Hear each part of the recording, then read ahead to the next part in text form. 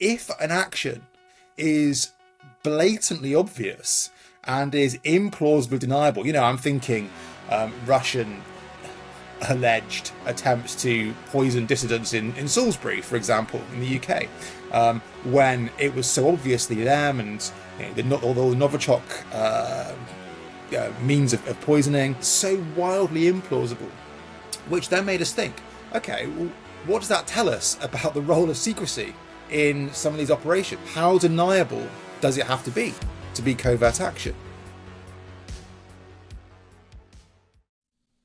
Hey everyone, welcome to episode 380 something of the Team House. I'm not exactly sure where we're at. Maybe 87, maybe 88. We'll see. It's a surprise. Today on the show, we have two academics. Really happy to have on the show today, Magda Long and Rory Cormack. Magda received her doctorate from King's College London. She's a research fellow at a few academic institutions in the UK and US. And Rory Cormack is a professor of international relations at the University of Nottingham. And Rory, if you could bring us up to speed, both of you, please. Are there any additional publications that you want to mention? Because I think, Rory, you wrote a previous book about this subject, but mainly what we're going to be talking about tonight is this book, Covert Action, National Approaches to Unacknowledged Intervention. Are there any other books that you want to point out to people?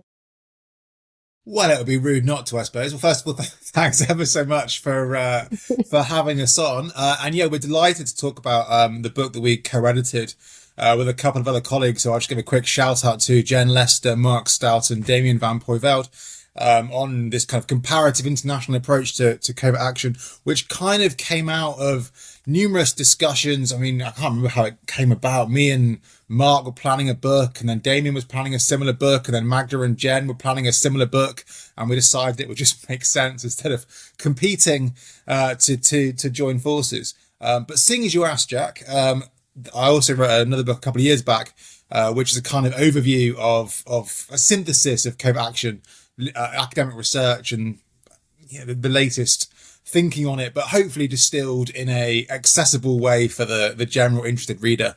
And it's called How to Stage a Coup.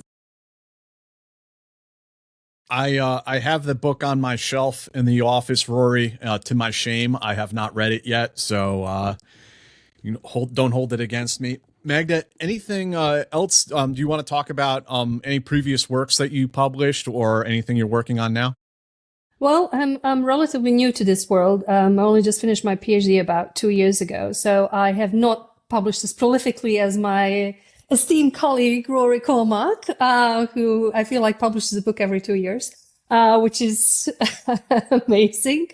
But currently I'm working on several articles and on a book of my own about American covert action after the Cold War. So I'm looking at 6 different presidents and how they use covert action and what's changed in American covert action, and how is there something new that we need to learn about from their experiences. So hopefully that's going to be coming out at some point. Currently I look at more of a shadow side of statecraft, how governments secretly shape and world events using spies, mercenaries, or criminals as tools of power, and how their covert alliances shape global politics and below the threshold of war. So that's what I'm working on. That's great. Yeah, no, I'm excited to read it.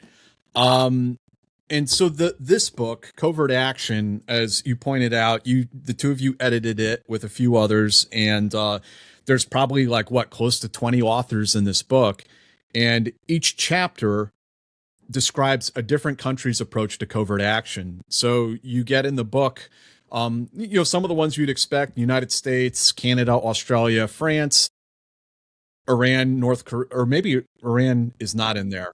But China, Russia, North Korea is in there. But then additionally, there's a whole bunch of countries that really aren't commonly written about in these types of books. Palestine, Israel, India, Lebanon, Brazil, Turkey, South Africa, Nigeria, Bulgaria, a bunch of other different countries and their approaches to covert action. And that's what, for me personally, made this book really interesting and had new information in it that I wasn't aware of. So I appreciate you guys going the extra mile to take on such a heavy lift? Well, it was tricky because we deliberately wanted to be provocative, right? And we deliberately wanted to try and push that envelope of the historiography and say, look, everyone uses America as the reference point, particularly historically. I think we say in the book, the CIA dominates the history books and Russia dominates today's headlines, and particularly the US is the reference point for all discussions about covert action. It's all rooted in the so-called CIA golden age of coups in the 1950s. And that intellectual baggage shapes our understanding. And one of the questions we asked ourselves, which I don't know if it was a bold or a silly question, too provocative, was, is this actually a thing?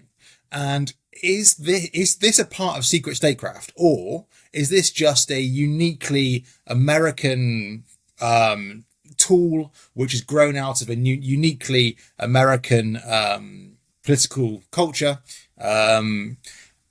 Or can we say that there is comparison between the US, China, Russia, and can we go that stage further and say, does Brazil engage in covert action? Does Lebanon engage in covert action? And what does that tell us about covert action? It was a bit sticky at times, trying to compare, maybe not quite like for like. And then we got into all of these debates about, well, when does covert action become repression, internal policing? For example, if an authoritarian regime is going around murdering or kidnapping dissidents who happen to be living overseas, and the primary aim is to protect the regime by wiping out and disrupting dissident movements, is that covert action as we in the West or the US would understand it? Or is that about domestic or transnational repression? So it got quite quickly, it sounded like quite a fun project, and it was a fun project, and we really enjoyed doing it. But quite quickly, we came under some quite sticky questions about statecraft and who does what, and the relationship between different, tools of the dark arts. Or how did you put it, Magda? Sub-threshold, secret, statecrafty, dark artsy stuff is a technical term. Technical term. Yes. That's many actually words. A great jumping off point, because I wanted to ask the two of you how you define covert action. And that may sound like a kind of pedantic question to some of our listeners. They think assassinations, recruiting spies, sabotage, things like that. But you did come up with like a fairly narrow explanation of what fits in that kind of framework of covert action. If you guys could explain that. Yeah, sure. So I'll take this one simply because I study the United States more when it comes to covert activities. And I think one of the challenges that we had at the very beginning was trying to stay away from the American definition of covert action, right? Which is an activity or activities of the US government to influence political, economic, or military conditions abroad, where the US government is not intended to be apparent or acknowledged publicly, right? So that's a very strong definition from a very bureaucratic, you have different separations of powers, you have oversight, there's so much kind of punched into that. But then we decided, well, we can't apply, if we're looking broadly, if we're looking at different countries and how they view covert action and what covert action means to them, we can't apply the definition of covert action from the US to this. So we came up with something that, as Rory explained, we went back and forth, that is a little bit more nuanced, and it gave us an opportunity to also include transnational repression abroad as part of covert activities. So we framed it as politically motivated and unacknowledged interference by states or state-related entities in the affairs of others, which is designed to influence conditions in a favorable manner. essentially we focused on unacknowledged as opposed to deniable, which is in the American definition, right? To give, to open it up a little bit more precisely for the reasons that Rory had explained in a sense. How do we, domestic repression versus foreign repression? If you're thinking about it, by nature of activity abroad, you're already violating sovereignty of a state, right? So is that already covert action? You're already influencing perceptions, your cognition. So there's so much going on there. So how can it not be covert action? So this new definition not new definition per se, but, broader kind of emphasis on what we would include as covert action, helped us put together so many chapters in so many countries with different approaches to this particular problem. And I think it's really important because on one level, when two professors start talking about semantics of definitions and stuff, there's a risk that it becomes this kind of professorial pontificating about isms and stuff. But Magda's spot on, because these definitions and how we set the parameters have really significant real world consequences for, what is in scope and what's out of scope. What's included in the book and what's not included in the book?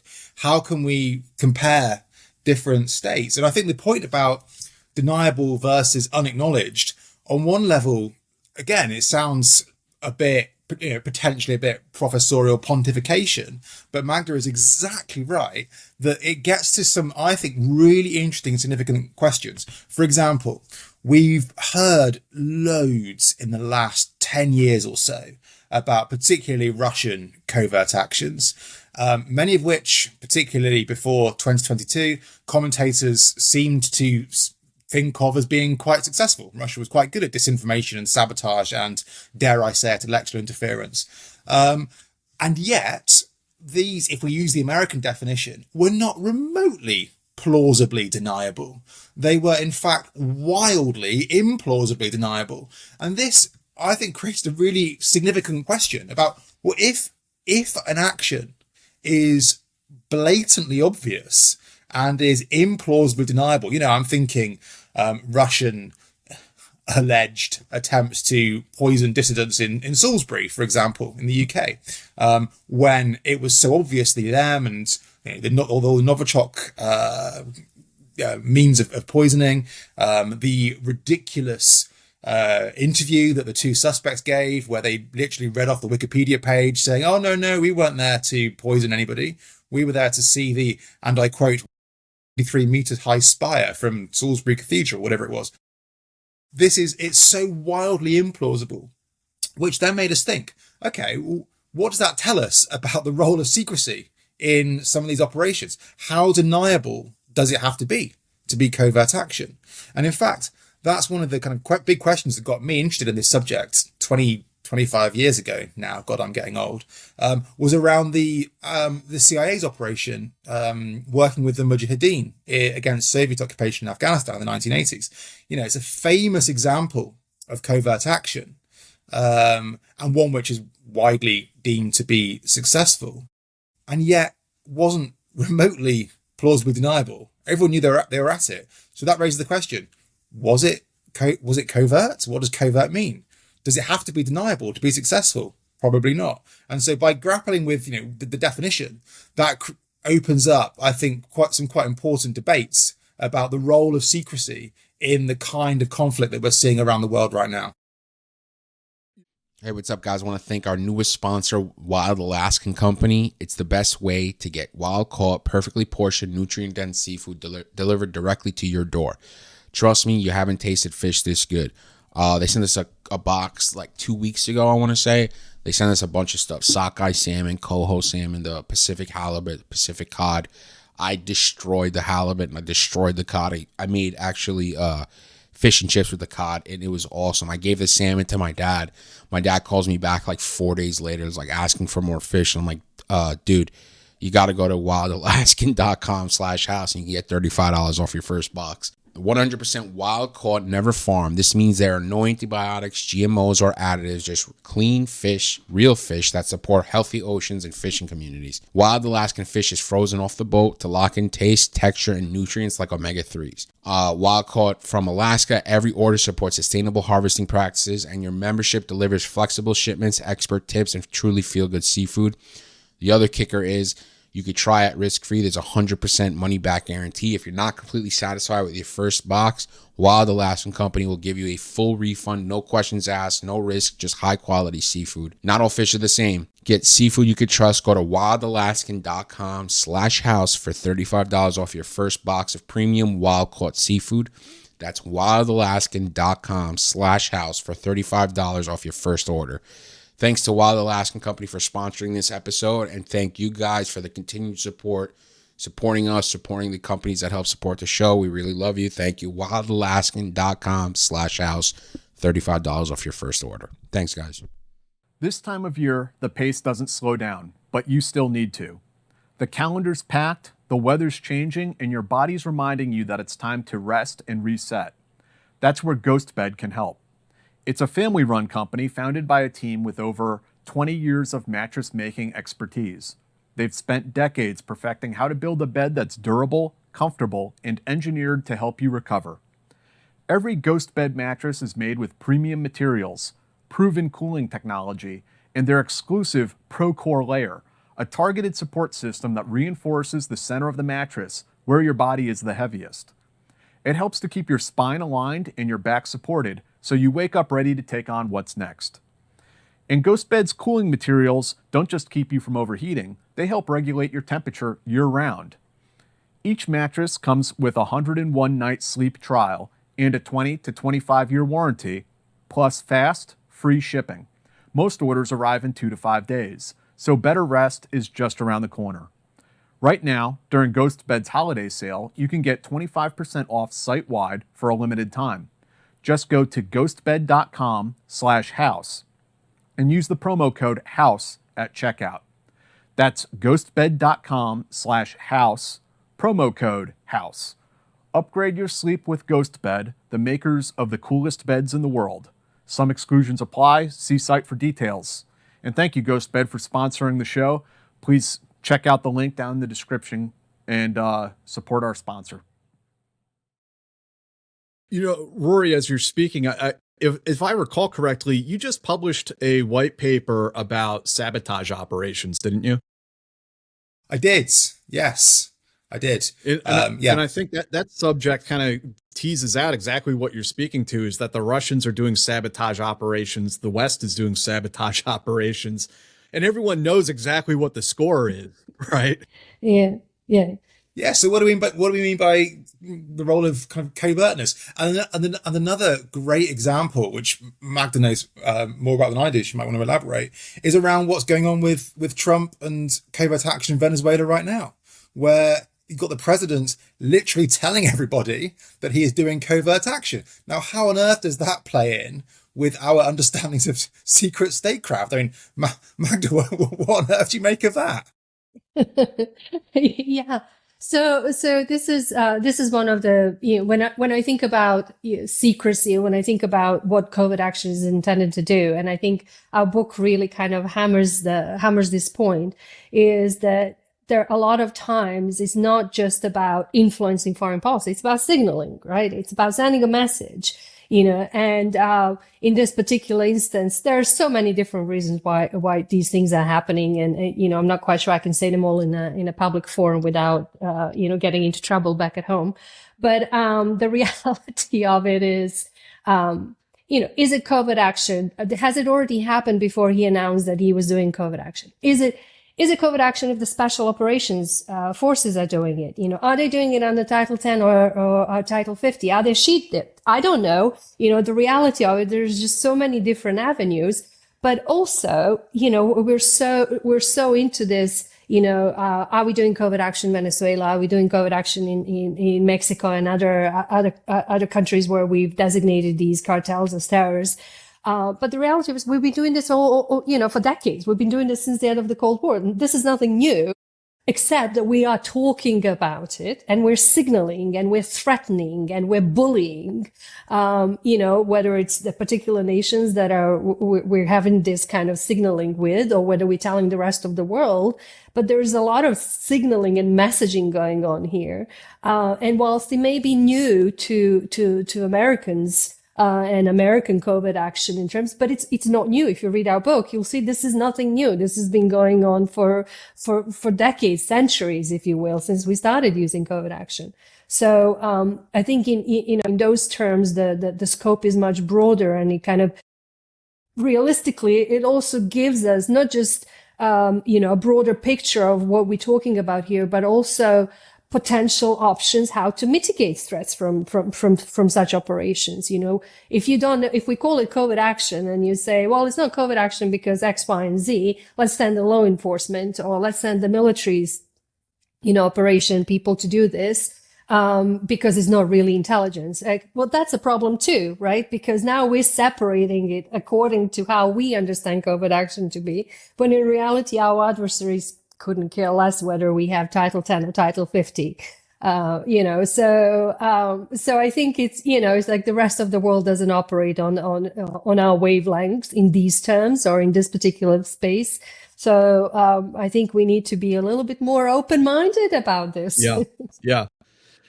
I've had some interesting conversations with people in India's special operations units, especially when RAW is allegedly whacking people in Western countries. The big incident in Canada. There's been some rumors about America. And I'm like, hey man, like this is bad news. Like you can't be just like shooting people in the United States. Like it's or Canada, that's going to create a huge international blowback. And they just kind of shrug, like it doesn't resonate the same to them. They're like, oh, so what? You guys tried to sanction us in the 80s. How'd that go for you? Like, okay. It's just seen through a completely different lens. Yeah. It's almost like baiting you. Say, what are you going to do about it? Yeah. And it's essentially, it's not just, there's, how dare you tell us what to do if you're not doing it yourself? So there's all these things like, we're talking about covert action and attacking ships and, killing people in boats. But at the same time, we're telling others, human rights violations and violations of international laws. The way they perceive it is that we're harboring Khalistani terrorists on our soil. So it's legit, but that's how they view it. Yeah. Okay. I see where this is going. Yeah. So let's, if only to sort of like juxtapose the larger conversation about covert operations, I'd like to ask each of you about sort of your areas of specialty, Rory about the UK and Magda about the US approach. And Rory, when I was reading your chapter about the UK approach to covert action, what actually kind of jumped right out at me, your conclusion is very similar to, have you ever seen the documentary, The Mayfair Set? No. You should. It's a Robert Curtis documentary. And he concludes that the British used the SAS to sort of keep the empire going in a more covert and discreet manner as it was kind of imploding on itself. And during a time of social turmoil and rising leftist sentiments in the UK, that this was seen as sort of like a callback to the Knights of the Round Table sort of mythology, that you have this small group of tough men that will go out and do this. But you mentioned in your chapter about how covert action was used as sort of a coping mechanism as the British Empire was sort of collapsing inward on itself. That's entirely it. And I can't remember if I included the quote in the chapter or not, but there was a wonderful line where it was end of the Cold War. So, as you know, existential crisis for intelligence agencies in the West. What are we doing now? What are we for? And the Queen Elizabeth II's private secretary went to visit the chief of MI6 and said, what is MI6 for in the 1990s? What can I report back to Her Majesty? And the chief of MI6 said, tell Her Majesty that her secret service is the last penumbra of her empire. And I think that quote just sums up exactly what you're getting at, that there is a a service out there operating in the shadows to try to protect and promote British influence against what has essentially been long-term decline. And what we've seen looking back over the last 100 years or so is, the UK has declined dramatically in terms of its military power, its economic power, its political power, but it hasn't given up on its perceived global responsibilities. British leaders still talk about, obviously the UK still has a seat in the UN Security Council, so it's not just an illusion, but they still talk about global power, global interests, working in the Indo-Pacific or wherever it may be. And I think it's hangover from imperial days. Now, the problem is that the UK does not have the economic might or the political might or particularly the military might these days to back up a lot of that. And because the UK is effectively a bit skint at the moment, we are seeing more rhetoric and more emphasis placed on the role of secret intelligence, the role of special forces to act as a force multiplier, to act as a way of bridging this gap between what UK leaders perceive Britain's global role to be and the actual pounds and muscle and equipment which the UK has or doesn't have to do it. Because you see, for example, during the Empire, the imperial days of the 19th century, when the UK wanted something done, it would do a bit of gunboat diplomacy, send the gunships out, intimidate the locals, and get its own way.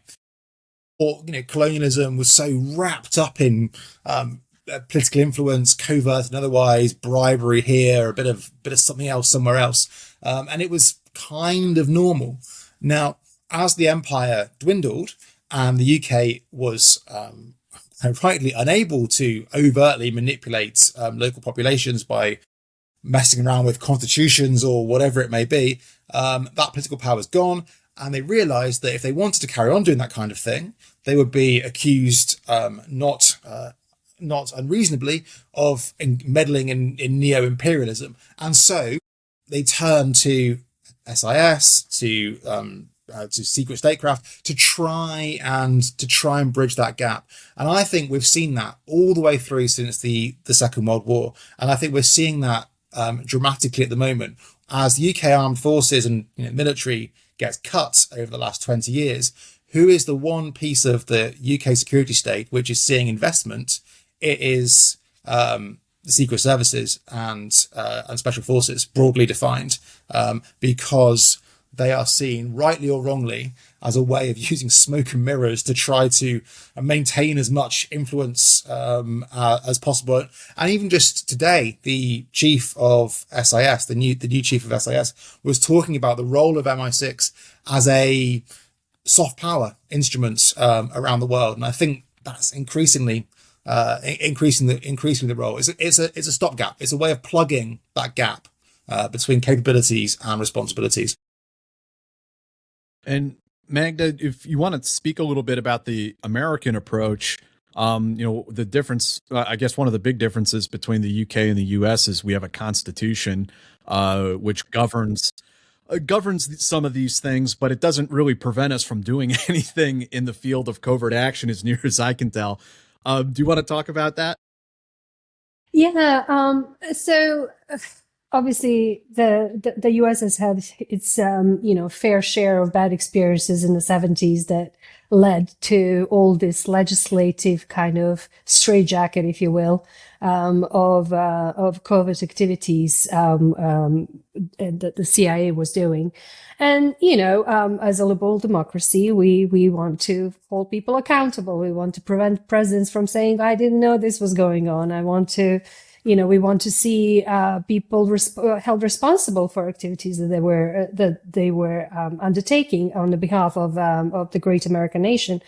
The problem is that when a nation goes through something that we went through 9/11. It changes the risk calculus. It changes how we think about, legislation. It changes how we think about what COVID action is. I'll give you, I think I have 3 examples for you. So the first one was even before 9/11, Clinton was trying to get the CIA, to authorize the CIA to go after bin Laden. There's a lot of kind of, is it law enforcement? Is it, can we capture him? But can we capture him without killing him? If we kill him, is it assassination? It's like all this kind of rhetoric back and forth, right? But after 9/11, and he was held back mostly because he couldn't make up his mind. But it was, the presidential finding to go after bin Laden. But essentially after 9/11, he goes online, he goes to and talks to the media, basically saying, I authorized people to kill him. We hired people to kill him. It was all about killing, kill. Like he used the word kill at least 3 or 4 times in that sentence. And then you have, Bush, the quote, dead or alive, poster, so he kind of goes a little bit crazy there. And then you also have him saying, international law, what international law? I don't care what international lawyers are saying. We're going to kick some ass here, right? And then you have, I think it was, when bin Laden was finally gunned down, in 2011, we have, Obama saying justice has been done. This is how it was supposed to do. And it kind of, juxtaposes what we think about American COVID action, all kind of put in its own little box, and you kind of, as I said, straitjacket, and said, you will only come out when we tell you to come out, versus this narrative where we now see it as used as a form of deterrence against, enemies, both state and non-state actors, right? So it's no longer this, tool of foreign policy only when we can't use military and diplomacy is not enough. It's suddenly become this aggressive, Rory, remind me again, do you remember what did John Rizzo say? A tool of vengeance or something along those lines, right? It's in his book, John Rizzo, the lawyer, long-term lawyer for the CIA. So it kind of changed the perspective of what COVID action was. And now we've reached yet another stage, never mind the cyber operations that we have. That's a completely different kind of worms, right? Where we don't even, most of the time, I don't even know if the CIA is doing these COVID activities in cyberspace. It would probably be the military, right? Cyber Command, no, Cyber Command, it wouldn't necessarily, but actually Cyber Command may very well be doing it. Or on the other hand, we have, President Trump going around, using COVID action as a tool to threaten people and to say, we're coming, I've authorized a COVID action to come and beat the living daylights out of you. So I think it's gone from one end to another, where we kind of saw it packaged and neatly with a little bow and say, you will only come out and play when we tell you, to 9/11, where it says, unleash the CIA, for crying out loud, let it fight, let it do all these things. But also the CIA is not enough. Shall we give some power to the Special Operation Forces too, so they can play together? So, we've seen a massive change in how, COVID action kind of changes it goes essentially from one end to another. And we very rarely talk about this. We focus so much on the Cold War and what COVID action was under the Cold War that we forget to examine how we have changed and how the intelligence community in the US has changed since. Magda, do you think, just on that, because I think it's so interesting, the point of comparison between the US experience and the British experience, when you've got 2 states, both with global interests, although one clearly with more power than the other, but working traditionally hand in glove when it comes to intelligence, cooperation, and liaison, but they're so very, very different. And do you think that the neatness of American definitions, the fact that they write it all down in a way the British don't, the fact that they have as you mentioned earlier, the difference between Title 10 and Title 50, and it's all very neat on paper anyway. which the British don't. The British have a much more flexible and nimble approach, and there's no definition, and the Brits just use euphemisms like intelligence effects, or my favorite from the Cold War were nocturnal operations, discrete operations, Machiavellian operations, just any kind of euphemism. And that's been the British way, you know, nimble, flexible, muddling through, making it work in an agile way, looking across the Atlantic and seeing the CIA get bogged down in legal definitions and having to do legal gymnastics about who was actually authorizing it because of Title 10, Title 50, and it's all blurred and horrible. Do you think, I was really struck by what you're saying then, do you think that that neatness of writing everything down has actually post 9/11 kind of come undone and has been a bit of a problem for American practitioners? And maybe, dare I say it, the Brits were right. But this is, in the end of the day, this is all about whether the Brits were right or Americans were wrong in their approach. You see, Jack, this is how it works. We always get there. This is how all our conversations go. But listen, I think we're definitely experiencing something, you know, that is challenging, and the definition and, you know, legalese of whether it's covert action or whether it's military authorities, are definitely being challenged. But that is to say, you know, they were there for domestic purposes, and the domestic political climate has changed. So they're not as restricting as they used to be. There's wiggle room in there, right? You know, like whether we define assassinations, targeted drone strikes or UAV strikes, whether those are termed assassination or not. So there's always been wiggle room here because this is legal language, right? There's always been a little bit of change there.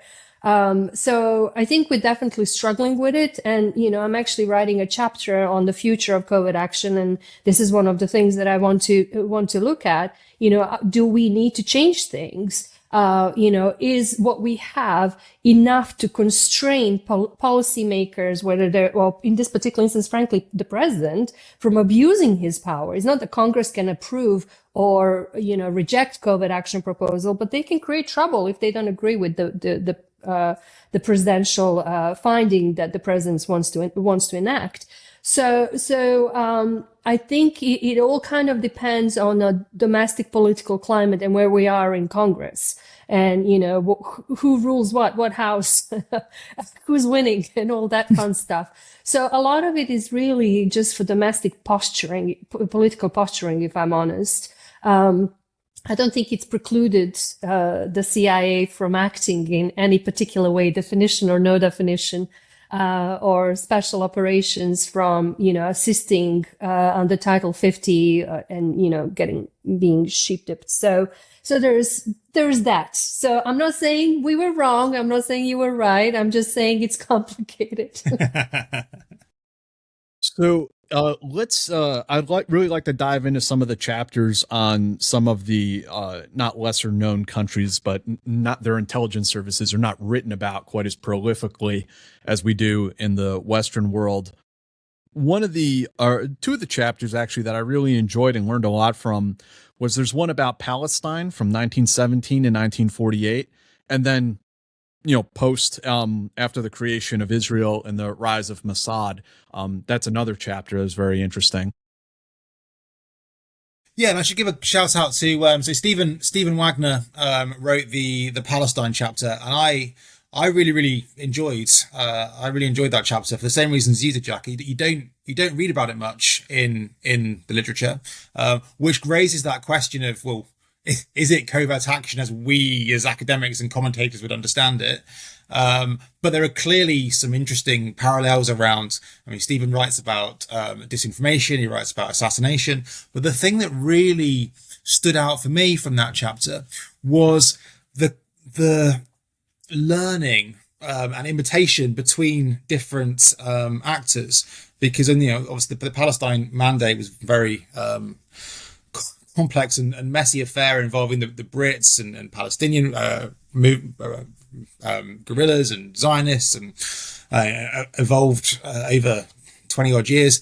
But what Stephen points out is that some of these tools of statecraft are ever present, and that the different state or different actors are learning from each other, passing on skills as one side's training the other, and then they switch allegiance, and these ideas you start to see the transfer of techniques, tactics, ideas, and thinking. And I think that's another theme from across the book, which is particularly from that era, from World War II and just before World War II and during and immediately afterwards, you start to see the transfer of skills, ideas, tactics, and doctrine across different groups as these ideas become institutionalized and trained. So I'll let Magda comment on the Israel chapter, but I thought that was a great chapter from Stephen. I just want to point out, I mean, what I thought was very interesting, speaking to what you were just saying, is that the kind of early, pre-Israeli, but I guess you say like Zionist or Jewish intelligence networks in the region, kind of got their influence from two places. One from you guys, from the British, and then the other, it mentions that a lot of the people who were going there were Russian Jews that had grown up during the Bolshevik Revolution and immediately after, and so they grew up in a culture of conspiracy and political assassination, and they brought that skill set with them to their intelligence service. Yeah, and we read more and more about the long history of Putin and Russia, kind of political culture of active measures, covert action, coercive interference, call it what you like. And more scholars are tracing what we see now, Putin's up to, all the way back to Bolshevik Revolution, and indeed before, and some of the Chekar and the Tsarist regime. And what I think we forget sometimes, and why this chapter is, I think, so fascinating, is that that's not just a direct lineage to be traced in Russia, that those ideas actually are exported as people, flee, exiles, immigrants, wherever they may be, and you start to see this lineage branch out. And I think that's a wonderful example of that. Checklist ideas and conspiracy theorists and assassinations as part of everyday statecraft start to come to play in that particular conflict. Yeah. Magda, you want to go on the Mossad chapter? Yeah. So I worked with Melinda House on this, and it was a fascinating, chapter to read. And of course, we hear about Mossad's operations quite often, and they're not very shy about saying that certain operations were conducted by them. But that's the part of their strategy, right? It's this, their targeted killing approach, whether it's the scientists or whether it's other types of adversaries. It's about a strategically important psychological goal. It's not necessarily just about doing a covert action. It's not just about stopping these people. But again, like I mentioned, in previous, like I said previously, a lot of these countries are signaling to their adversaries and saying, hey, stop messing with us because this is what we're going to do. But what I found also very, very interesting with the Israel chapter also is this notion of red lines. It's like you can push, but you don't know when you cross the red line when Israel is going to, or Mossad is going to react.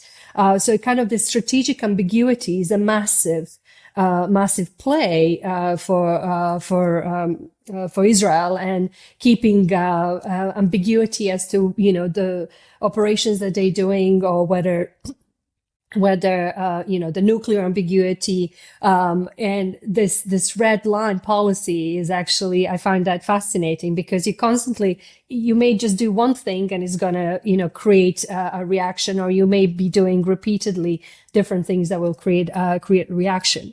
And one of the other things that I also liked about this chapter, it also shows that, the differences in how covert action is perceived and what happens to a country that feels, always at risk. It's existential, right? For them, it's so it kind of pushes the country into a particular frame of mind where, they feel that they have to be aggressive in this. It's no longer just defense. We're no longer, and it's no longer just influencing politics in another country. It's become much more, well, I want to say savage, frankly, in the sense that, you're trying to, pretty much get rid of anybody who could potentially be a threat. But then you also have this other side of it, whereas you will work with anybody and everybody, even with your adversaries, to to get to the goal. So it's kind of, it shows you the pragmatism of the situations, and no two situations are the same. And it also depends where where we're talking 70s, where we're talking about, 80s, 90s, what other geopolitical issues are happening. And, you see this other side of them rescuing people, Jews from various other countries and trying repeatedly to, come to terms with countries that they wouldn't usually cooperate with or work with just to save these people. So I think it was an interesting point where, obviously, they're well skilled, as we know, but they're also very creative. They're exceptionally well creative, and clearly, they think about it. I wonder I don't wonder, I know, the reason that they do things the way they do and that they think is simply because for them, it's existential. And then I think that forces the frame of mind in a different direction and makes them approach covert activities in general, much more seriously, than, if it's more of a, something that's less existential, for instance. So, yeah. Like Canada and Australia. And I think that was one of the really fun things about the book, being able to do this comparison about states' approaches and what the different drivers were between across states who aren't normally examined. So as Magda says, Israel, it's very much geopolitics, surrounded by enemies, and a real sense of existential threat, which leads to an aggressive use of covert action, and also a pretty implausibly deniable use of covert action. Go to the strategic ambiguity point. And that's a lovely comparison to, say, Canada, who have traditionally not had those levels of, anywhere near those levels of threat. And therefore, you can see almost geopolitics has shaped the Canadian approach. And it's only more recently as become more involved in cyber issues, slightly more remotely, that they've become a bit more engaged. Same with Australia, no existential threat, no real threat post World War II, and only as the rise of China affected them in the last 15 years or so, has suddenly covert action risen back up the policy agenda. And so by comparing these different states, you get a really nice window into what drives states to be doing these kinds of tactics. I think, Jackie, also one of the other things that you can, you'll probably notice with other states, medium or small size states, how it's not constant. Their decision to use covert action is not constant. It changes, constantly depending on geopolitical situation, but also for their domestic purposes, for that. So if you look, for instance, one of the chapters that I engaged with was Turkey. If you look, there's like 3 different stages of Turkish operations there, right? You have your World War I, World War II, and then you have that period from the 50s to 2000 until Erdogan comes in, and then after that, how it changes, and it changes because of domestic political situation, they use covert activities not simply because, for foreign policy, but also to balance different sides, to balance their adversaries as well as their, allies, and kind of keep the peace in many respects, right? So even as they did this in Australia, right, to keep the peace during the Cold War so it wouldn't all blow up. So Turkey does exactly the same thing, kind of trying to balance adversaries and allies. And then you see as a situation around them in their region gets worse, they become very aware of the fact that they are now probably one of the key players in the region. So that also influences how they start using covert action abroad, right? So it's no longer about who's controlling the intelligence organizations, who's pulling the strings. It's more about, what can we do to create a situation or create a scenario where Turkey has an advantage in the region and is considered one of the key players that can influence things to its advantage. So I found that very, very interesting to see kind of this evolution and different aspects of it. Let's jump into India next, if that's okay. I think that's an interesting chapter because, they had this non-aligned policy during the Cold War. I think technically they still do, but I feel like much has been written about the collapse of world order and the rise of a multipolar order. I feel like we're seeing like a very different India as reflected through their intelligence operations in recent years. Rory, do you want to grab this one? I'm not very good with India stuff, except for the more contemporary things. Yeah, well, again, I'll shout out to Paul McGarr at KCR who wrote this chapter, and I think it's a nice example of the evolution. As Magda was talking about Turkey, similar point applies to India. You see this evolution, particularly post independence, where it started off with perhaps because of the political culture, political history, a sense of caution, where covert action was a bit of a dirty word in the immediate post-imperial space. They want to differentiate themselves. And I'm paraphrasing Paul far too simplistically, but the essence of it is they wanted to differentiate themselves from some of the dirty tricks that the imperialist British had been playing on them. Wanted to differentiate themselves from some of the Cold War tactics that they were now kind of enmeshed in. Didn't want to be seen as a battleground for superpower covert action, which I think wrongly is how a lot of the kind of history literature sees India as almost a passive battleground where the Soviet and American rivalry covertly played out, particularly in propaganda contests.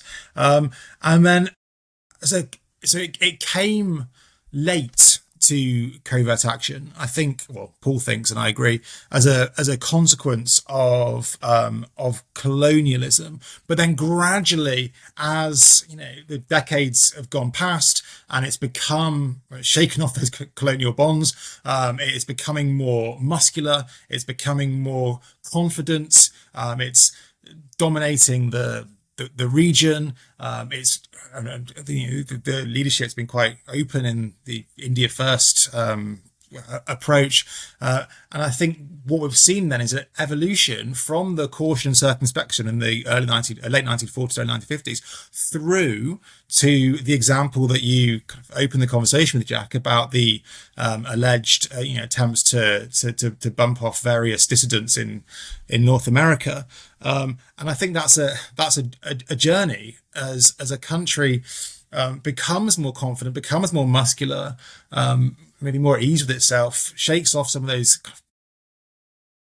fears of consequences of colonialism.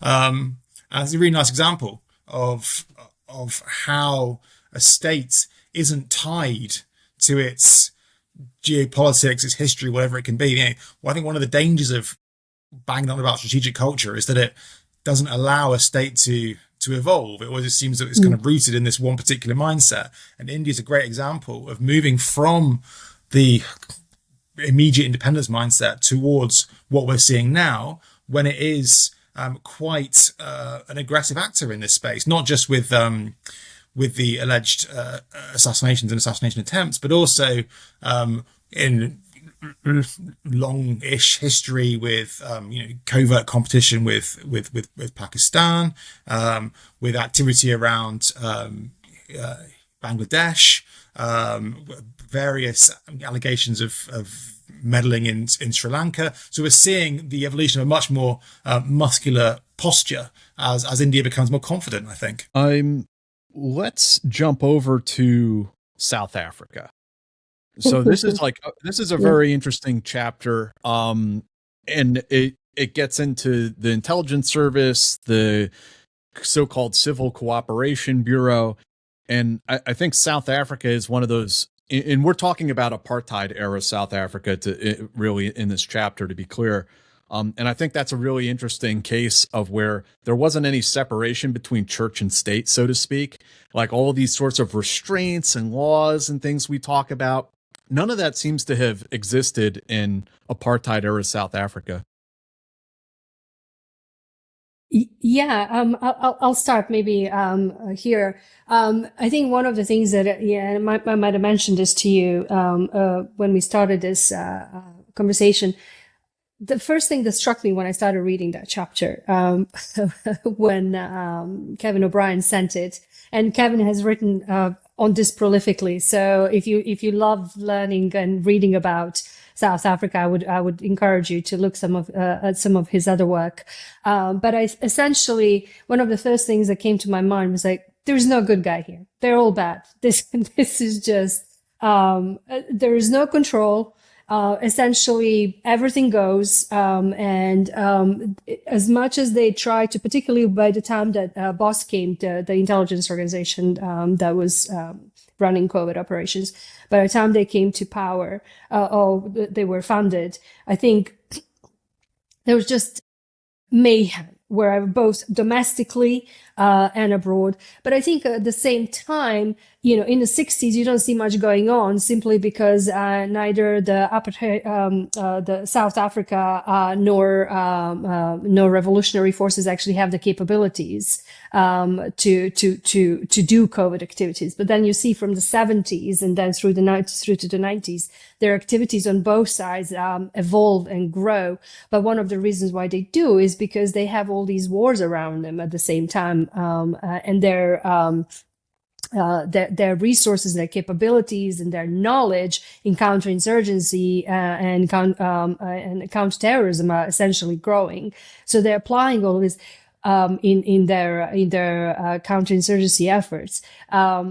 But the problem is it just become, and it wasn't just essentially, they didn't just do paramilitary operations. They were doing a whole host of different covert activities, including propaganda or psyops, in their parlance.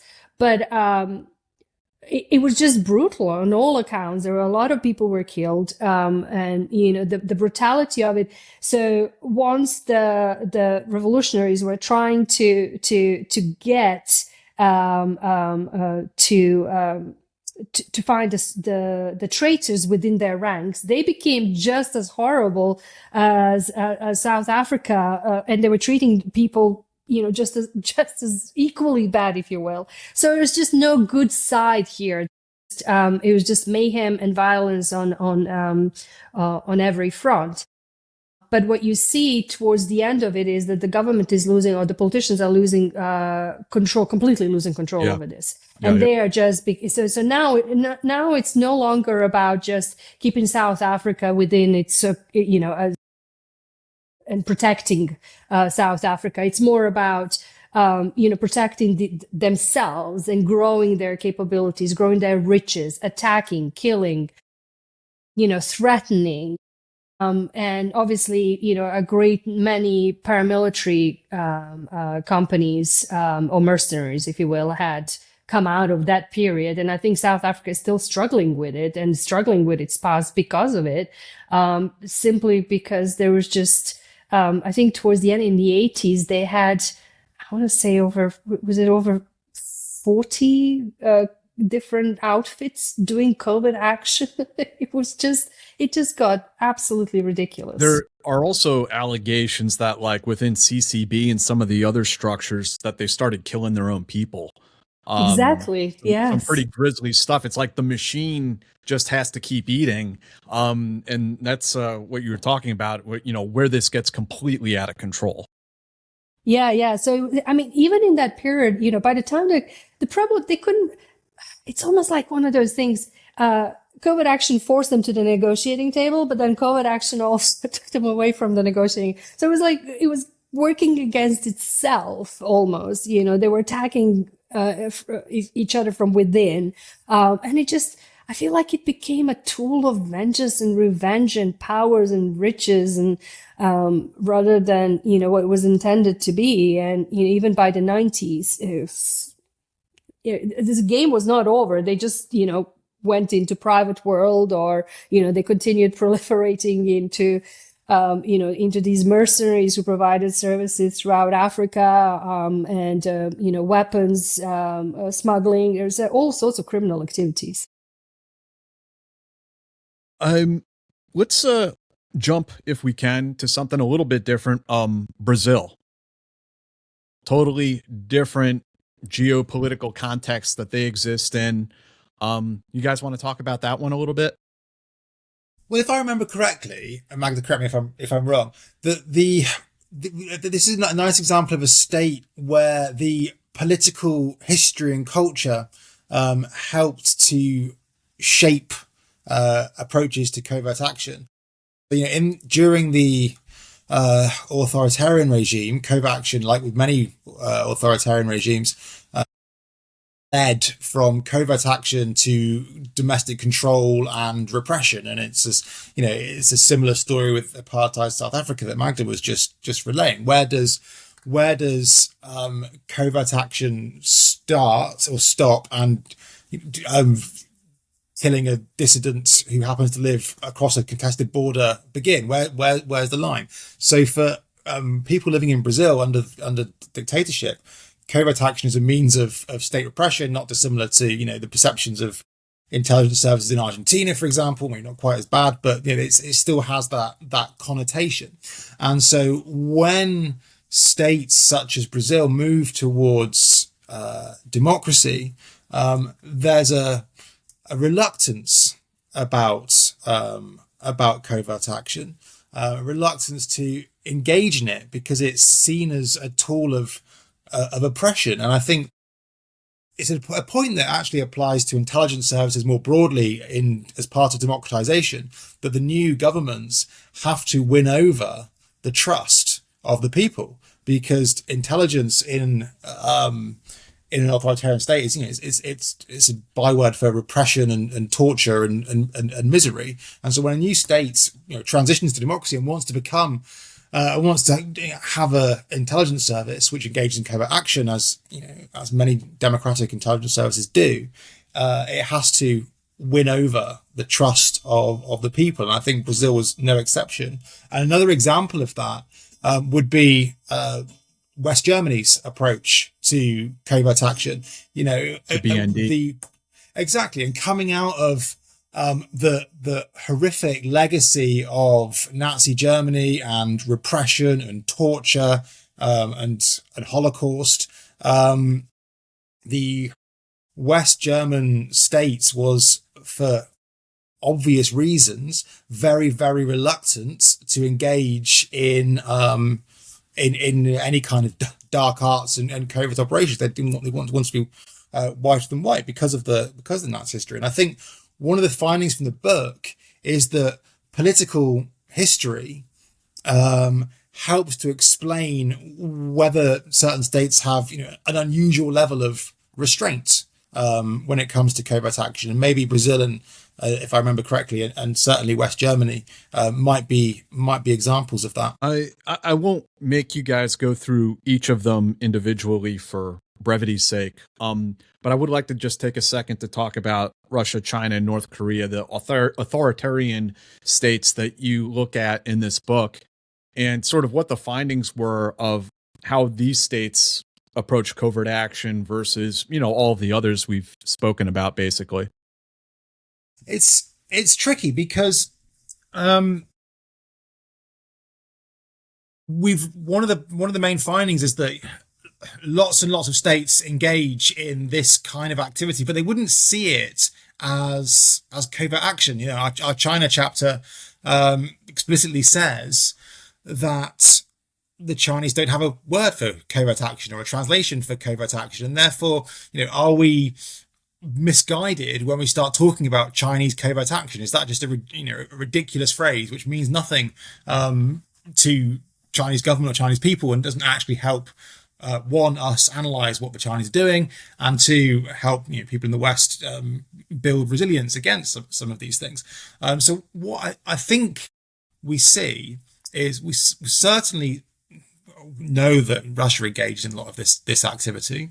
We know that China engaged in a lot of political influence operations, whether that's propaganda or through we've seen the UK, we've seen Canada, Australia, New Zealand put out alerts through their intelligence services that China is trying to deniably influence internal democratic processes, and we've seen numerous inquiries into that. But they do it in a different kind of way, because this is one of the big lessons from the book. If we just take the American definition of covert action and transpose it onto China to then understand what the Chinese are doing, you're not going to get very far. So we see the Chinese allegedly working through the diaspora, or coercively, wittingly, or otherwise, to try and, on a low level, shape the parameters of academic debates, censor what universities can and can't write about, or try to shape economic climate or business. And we've seen leaders in Australia over the last 10 years say that there's, it's a low level, widespread drip of blurring the line between what's legitimate and what's illegitimate, between what's overt and what's covert, between, what is broadly acceptable and as political lobbying and what is not as coercive interference. And I remember I can't remember if it was a head of the Australian intelligence or a former politician saying one day you wake up and you realize that the political system's changed because it's happened on this gradual drip of semi-covert political influence. And I think if we take the American definition and apply it to Russia and China, we overplay the focus on secrecy. And I think we overplay the focus on neat compartmentalized approach to government, whereas in Russia and China, it's much more of a whole of government approach engaging in this kind of activity. Certainly on the intelligence side of things with China, it's much more industrialized. And when it comes to Russia, what we're seeing, I think, is a lot of activity. The chief of MI6 today, instead of doing the usual MI6 tour of the global threat perceptions, just focused specifically on Russia, calling them out as being a hardcore hostile state actor. And previous British intelligence chiefs have quoted Russian intelligence services as having gone feral. So we're seeing a widespread increase in activity, and I think, Magda, you wrote about this, that it's low level, what scholars, including Magda, have called gig economy approach to recruitment of saboteurs and spies. And I think, Magda, if you want to elaborate on that, I think that's been a change and is something more distinctive to Russia compared to, say, the US. Yeah, that is a big thing. And Magda, I'll let you take it. I just want to say, in some of my work as a journalist and talking to counterintelligence people and intelligence personnel who have come under surveillance, that foreign intelligence services are going on these like gig websites and hiring just like a DoorDash guy to do surveillance on somebody. Like, it's crazy how it works. But anyway, I'll let you elaborate. Yes, yeah.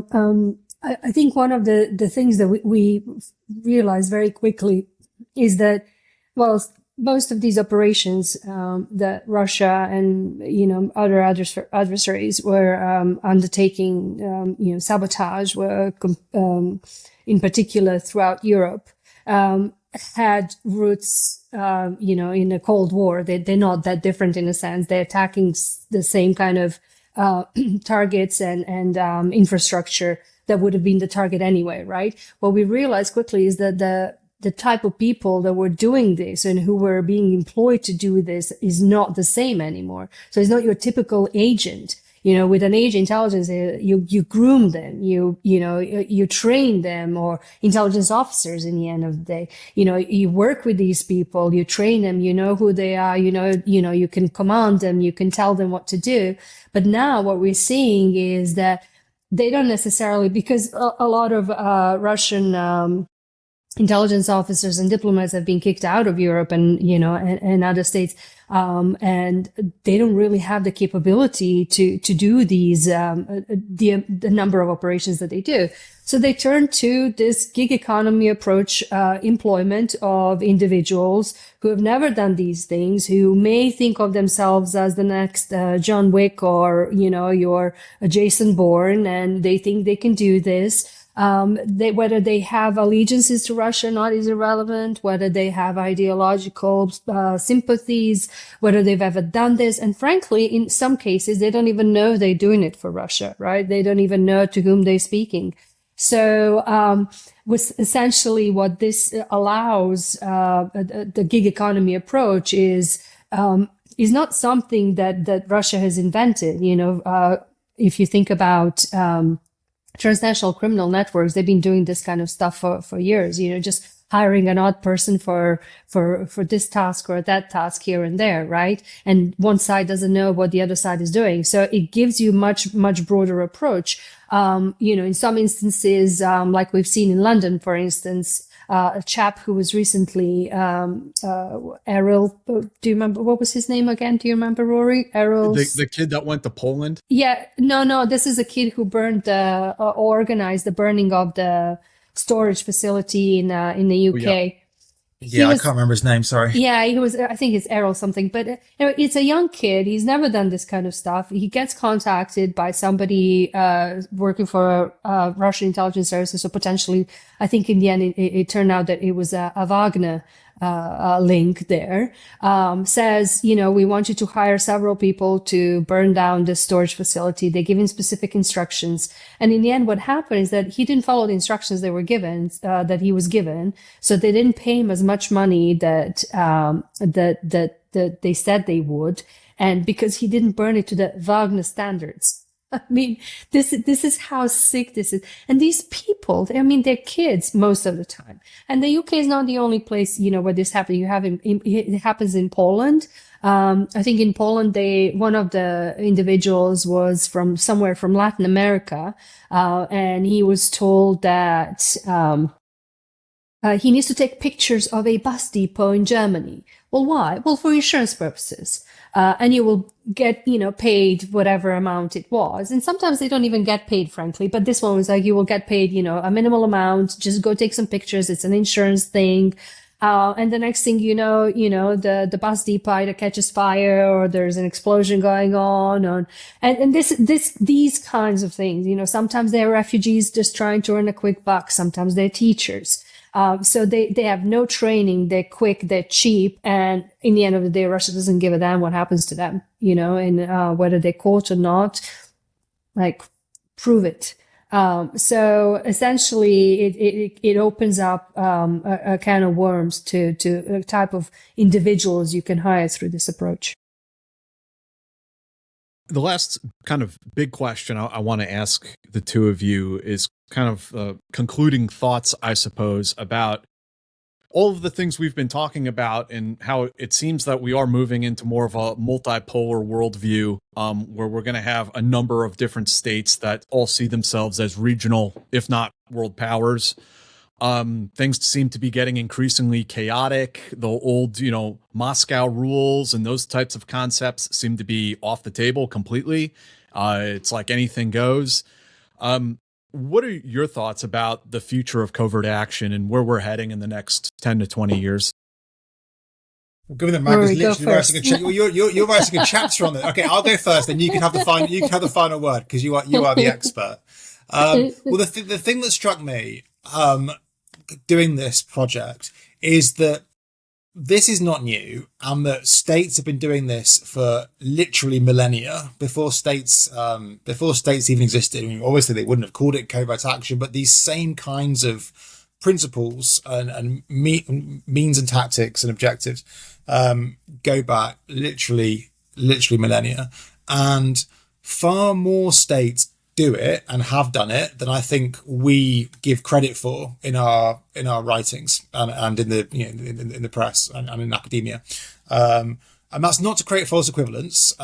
Russia clearly, as Magda was just outlining, has a very, very different approach compared to, say, the UK where I am now. That said, lots of countries engage in this kind of activity, from Brazil through to Chile, through to Saudi Arabia, Turkey. Books. Chapters we couldn't find authors for in the book, and chapters we couldn't write in the book because it would have been outrageously long. So I think we need, going forward, to understand that this is a part of international statecraft, that coercive, unacknowledged interference is something that states do. They do it for different reasons. They do it with different levels of oversight. They do it with different levels of intensity. But it's something that lots of states do, and we need to acknowledge that this exists and account for it in our thinking.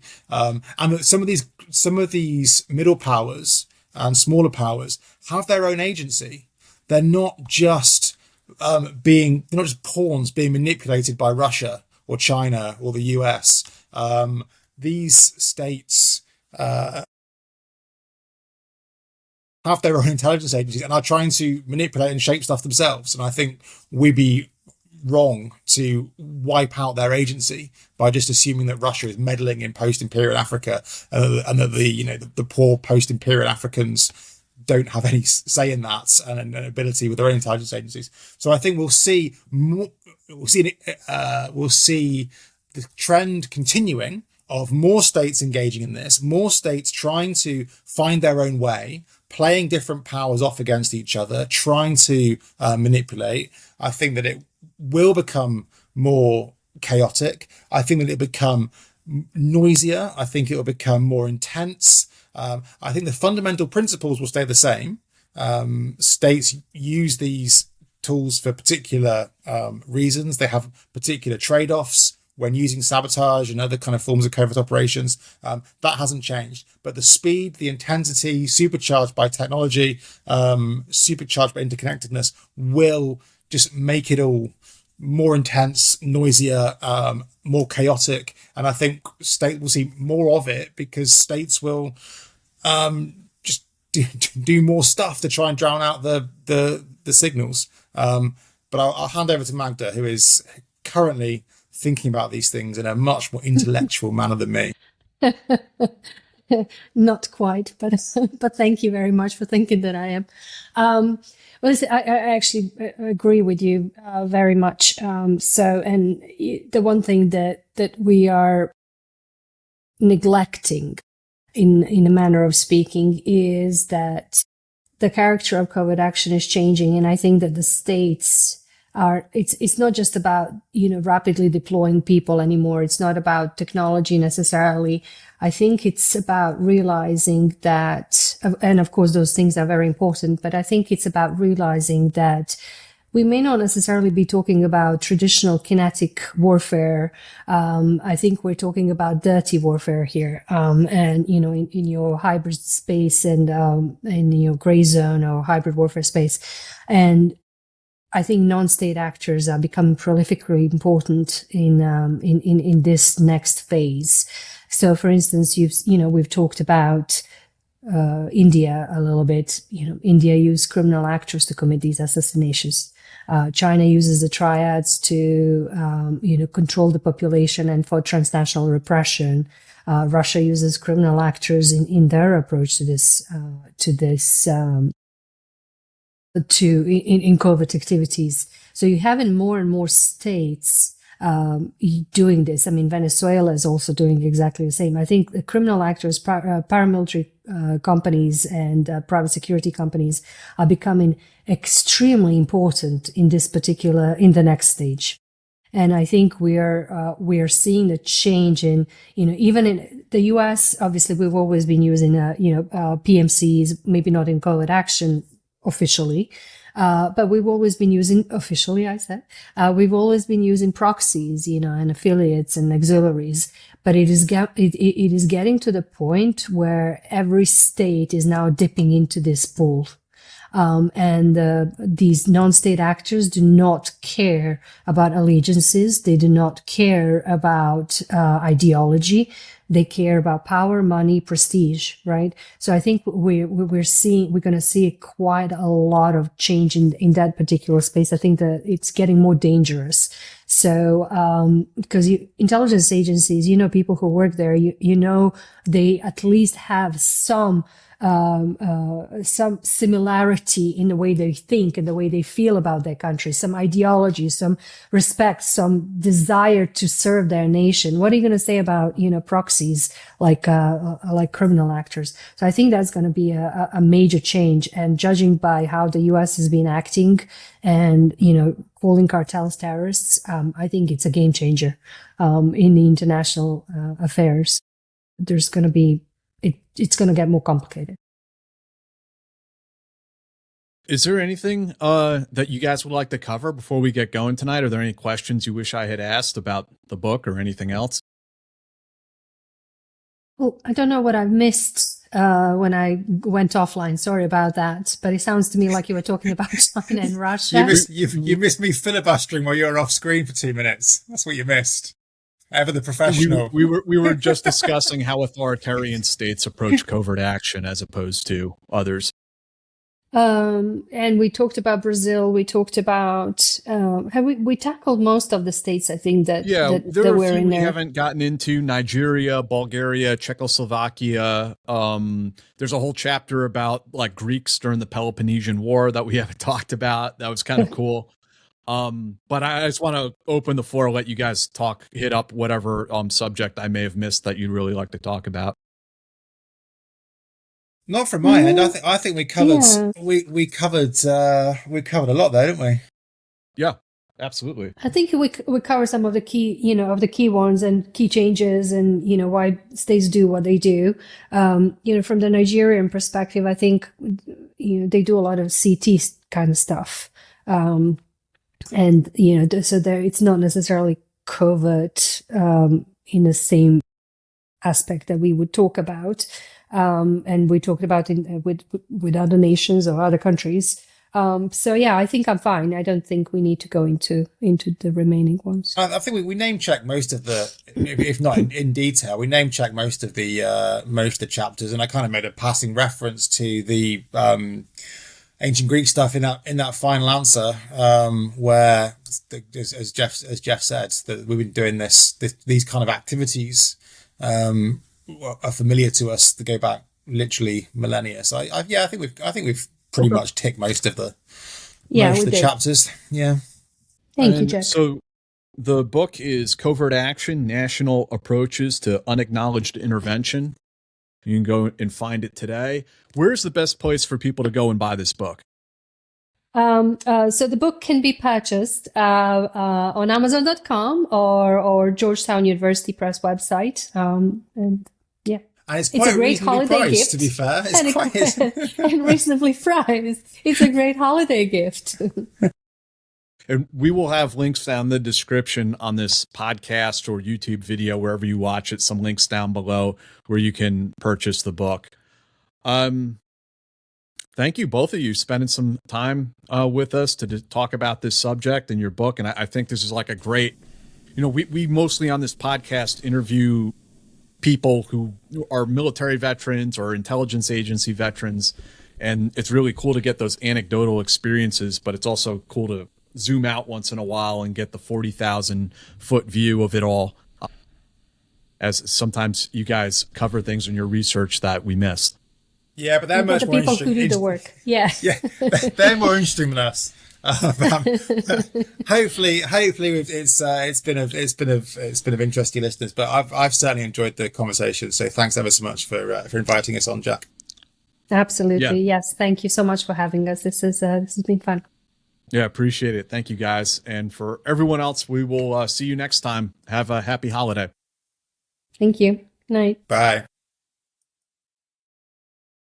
Guys, I want to tell all of you today about a new newsletter that we're launching that encompasses both the Team House podcast, the Eyes On podcast, and the High Side news outlet, which I run with Sean Naylor. The newsletter is going to be once a week. It's going to come into your inbox, and you're going to get the most current podcasts on Eyes On and the Team House and whatever's topical or current on the high side. So it's another way for us to get the information out to you, as social media algorithms are pretty iffy and you never really know what you're going to get. So this is a once a week email. It'll slide into your inbox and it will have, the greatest hits of that week. It's really good, man. I'm checking it out. The website for it is teamhousepodcast.kit.com/join. teamhousepodcast.kit.com/join. You go there and you enter into your email list, or you enter your email into the little thing on the website, and you're good to go. And that'll be it. So we really appreciate your support and hope you'll consider signing up. Where's the link? The link will also be down in the description if you're looking for it there. And that's teamhousepodcast.kit, KIT, Kilo India Tango.com /join.